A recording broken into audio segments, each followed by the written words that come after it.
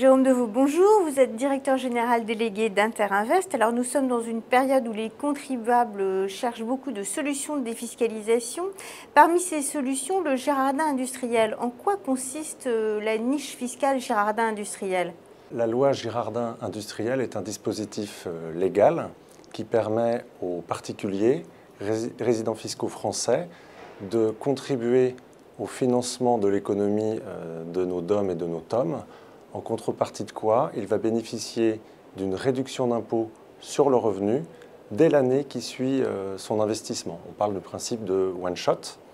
C'est un investissement dans l'économie réelle puisqu'il va pouvoir contribuer à financer des projets industriels ou un investissement solidaire, responsable, qui va lui permettre de contribuer à financer des projets immobiliers en logement social qui manquent cruellement dans les DOM-TOM.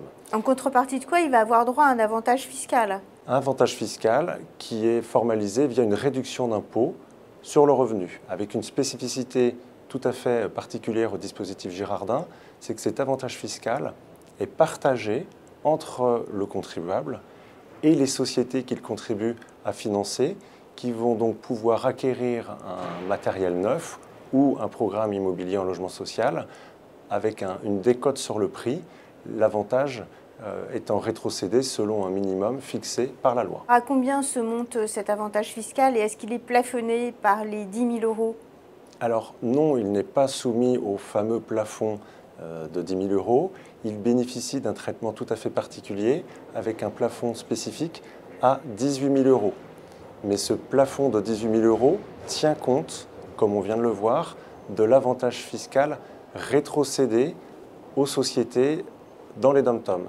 L'investisseur va pouvoir bénéficier d'une réduction d'impôt allant jusqu'à 40 909 euros exactement s'il contribue à financer des projets industriels et voire même 60 000 euros de réduction d'impôt sur le revenu s'il finance des programmes immobiliers en logement social.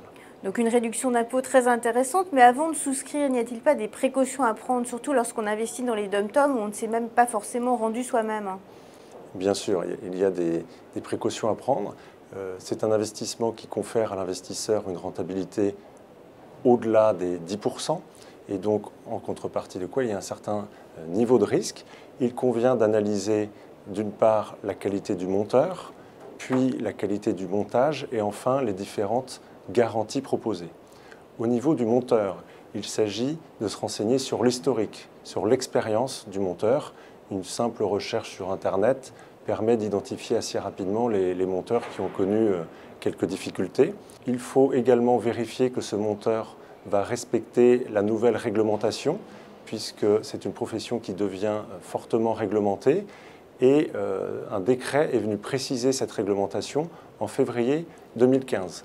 Et enfin, de notre point de vue, il convient absolument d'être implanté dans les DOM et dans les TOM pour monter les opérations en relation avec les différents acteurs économiques locaux et assurer le suivi de ces opérations pendant 5 ans.